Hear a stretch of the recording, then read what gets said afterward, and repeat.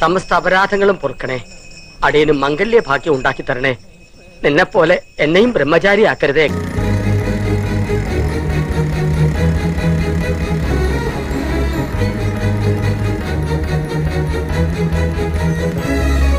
ഈ പ്രണയം ശരിയായില്ലെങ്കിൽ ഇനി പ്രണയിക്കാൻ പ്ലാനില്ല.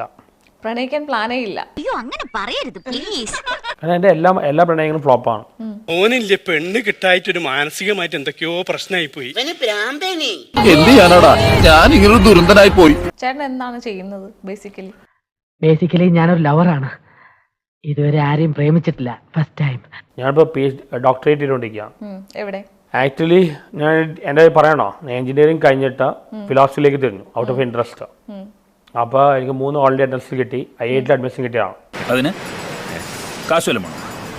അതിനു മുമ്പ് ഒരു കാര്യം പറയണം.